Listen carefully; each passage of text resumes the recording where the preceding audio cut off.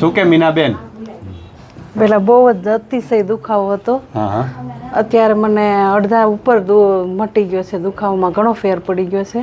હા હા. પેલા તો ચાલવામાં, બેસવામાં, સુવાતું જ નહોતું. સુવાતું નહોતું. હા, અતિશય દુખાવો થતો હતો. કેટલા સમયથી આ તકલીફ હતી? 20 વર્ષથી. શું તકલીફ હતી? બસ આ પડી ગઈ હતી એટલે આ ખંભો ને ડોક ને કમર 3 જગ્યાએ દુખાવો હતો. મેઇન તકલીફ ડોકમાં હતી. ડોક બહુ દુખતી હતી. પડી ગયા એના કારણે. હા હા. અતિશય દુખાવો એટલે સહન નહોતો થતો. એ અમે રાજકોટ MRI કરાવવા ગયા હતા કમરનો. ત્યારે કમર દુખતી હતી. હા. પેલા પડી ગઈ હતી ત્યારે કમર દુખતી હતી. પહેલી વખત પડ્યા ત્યારે કમર દુખી. હા. પછી બીજી વખત MRI કરવા ગયા ત્યારે શું થયું? ત્યાં પંપ આવ્યો, ત્યાં બ્રેક લગાવી ને એટલે હું નીકળી ગઈ તો 2-3 આલગોઠિયા ખવાઈ ગયા. એટલે હા, કમરમાં ડોકમાં જેવું થઈ ગયું હતું. પછી ત્યાર પછી અતિશય દુખાવો ને પછી આપણે કંઈક ને કંઈક ઉપર માથા ઉપર લઈને કંઈક કામ કરતા હોય એટલે વધતું ગયું દિવસે ને દિવસે. પછી MRI રહી ગયો. MRI કમરનો રહી ગયો ને ડોકનો પછી પાછો કરાવવા ગયા. ડોકનો પછી ડોકનો કમરનો બે કરાવ્યો. ડોકમાં વધારે આવ્યું. હા હા. 3 આળગોઠિયા ઓપરેશન જ કરવાનું કીધું. તમારા ભાઈ રાજકોટ ખાવાનો જ દીધું, આળગોઠિયા ખાવા પડ્યા. ઓપરેશન જ કરવાનું કીધું હતું. પણ ઓપરેશન અમારા બધા સગા ડોક્ટર હતા, એ કે ડોકનું ન કરાવાય બને ત્યાં સુધી એમ. એટલે દુખાવો સહન કરતા હતા આટલા વર્ષથી. તમને જે તકલીફ હતી ને, તમે આજે લગભગ આ ચોથી વાર છે. પહેલી વખત આવ્યા ત્યારે મેં ના પાડી. હા હા. કીધું ના પાડે કા પાડે, ફેર પડી જાય ને એટલે બધાનો વિડીયો જોઈને અમે આવ્યા. કીધું આ લોકોને બધાને ફેર પડી ગયો તો મને તો મેં વિડીયો જોયો ને, મને તો હું ભગવાનને પ્રાર્થના કરતી જલ્દી મારો વારો આવી જાય એમ. નજીક હતા એટલે ઝડપથી વારો. હા, વારો આવી ગયો. ભગવાને સાંભળી લીધું એટલું. નજીક હતા અને તમારા આશીર્વાદ ભગવાન. હા, ભગવાનના આશીર્વાદ. હવે તમારો કેસ સમજીએ. તમને જે તકલીફ હતી ને 15 વર્ષથી કમરમાં, 20 વર્ષથી કમરમાં અને 15 વર્ષથી ડોકમાં. પણ કમરમાં જે તકલીફ હતી ને એટલી બધી તકલીફ નહોતી. ડોકમાં જે તકલીફ હતી ને એ તમે આળગોઠિયા ખાધું ને એના કારણે તમારા ડોકમાં ગાદી ખસી ગઈ, નસ દબાણી. એ 2 જગ્યાએ, 5મા, 6ઠા, 7મા મણકામાં. આપણે અહીંયા જોઈએ, આ આપણા બધા મણકા છે. તો એમાં જે ડોકના છે ને 7 મણકા આવે. તો એમાં ડોકના 1લું, 2જું, 3જું, 4થું, 5મું, 6ઠું અને 7મું. એમાં આ ગાદી 5મા, 6ઠાની ગાદી અને 6ઠા અને 7માની ગાદી, આ 2 ગાદી ખસી ગઈ.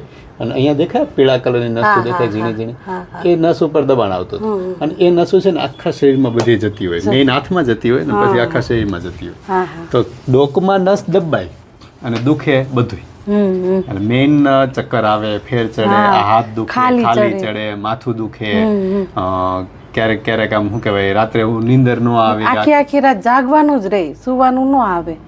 જે બાજુ સુઈ ને બાજુ દુખાવો થાય, કેમ કે આનો દુખાવો આ ખંભાઈ થતો હતો. એ બધું પછી મેઇન આ બાજુની નસ દબાય ને એટલે આ બાજુ દુખે અને આ બાજુ દબાય એટલે આ બાજુ. અતિશય દુખાવો એટલે સહન જ ન થાય. તો પછી હું સારવાર કરતા? 15 વર્ષ કાઢ્યા કેમ? તેલનો માલિશ કરીને, દવા પીને તો મોતિયા 2 આંખમાં મોતિયા આવી ગયા. દુખેલ દવા પી લ્યો. હા, દુખાવાની ટીકડી પી લઈ. અઠવાડિયે કેટલે રોજ પીવી પડતી કે ક્યારેક પીવો ને ક્યારેક ન પીવો?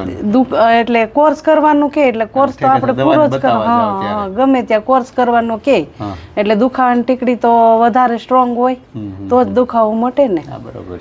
એટલે પી પીને તો પછી બંધ કરો એટલે પાછું હતું એમને? હા, હતું એમ. થોડાક દી સારું રહે કે એવું? સારું જ નથી. નહીં, સારું તો ફેર નહીં, થોડોક ફેર રહે. બહુ ઊંઘ નો આવે ને એવું થાય ને એટલે તેલનો માલિશ કર્યા રાખું.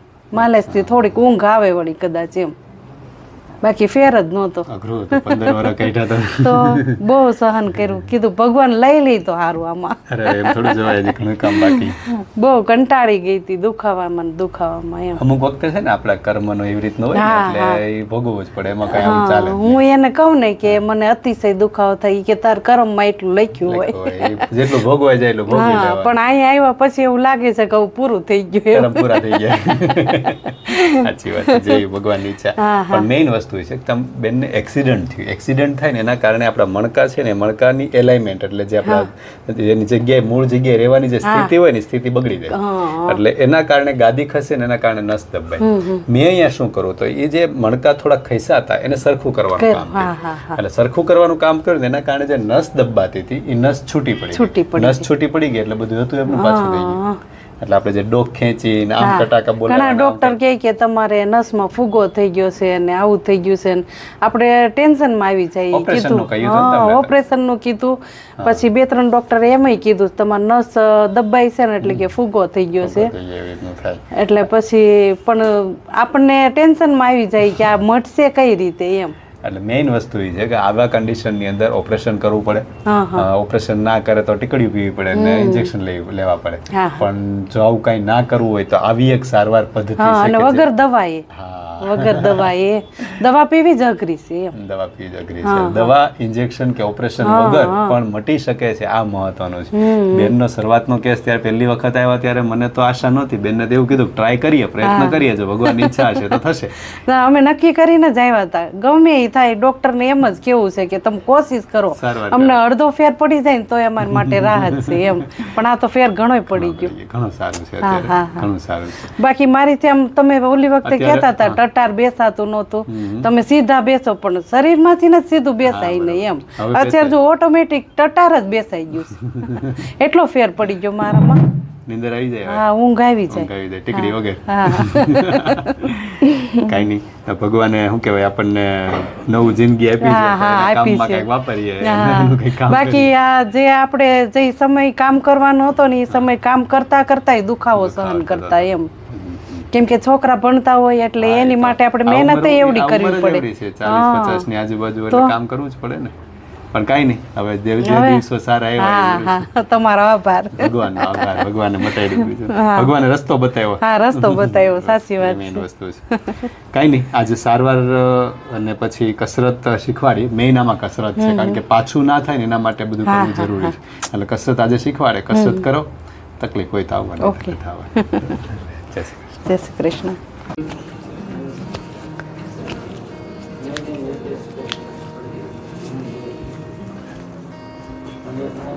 આ હાથ દુખતો ને અહીંયા તો જે એમ થાય કંપો જાળવી ગયો, શું વાતું નથી.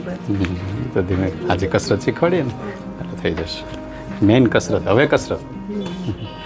અત્યાર સુધી આરામ, હવે કસરત અને કામ. ઢીલો રાખ. એકવાર વાહ, છોડી દે. આ બાજુ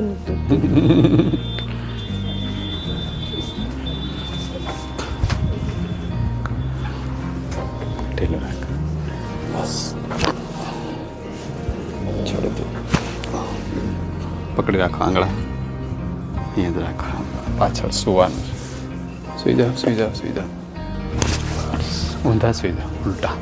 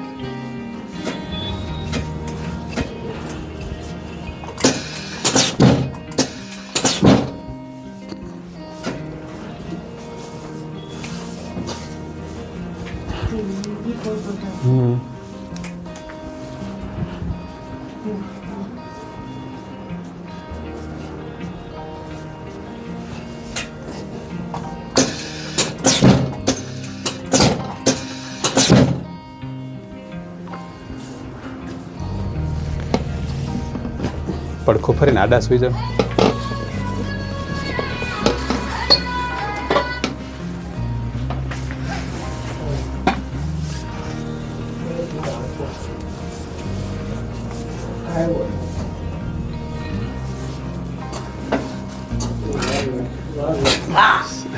અવાજ ન કરો. આમ ફરી જાઓ. નીકળી જાય સવાર.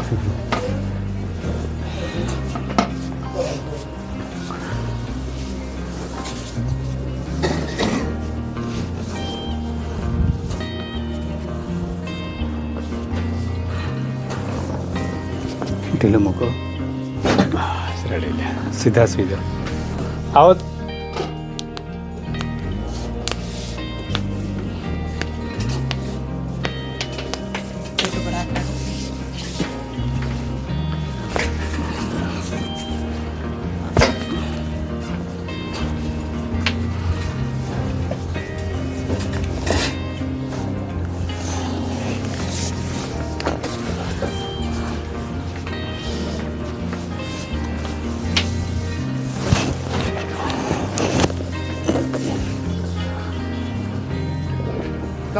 ખાલી કમર ઊંચી કરો. પગ સીધા કરો. પેટ ઉપર હાથ રાખો. શરીર ઢીલું મૂકો. ડોક નીચે મૂકી દો.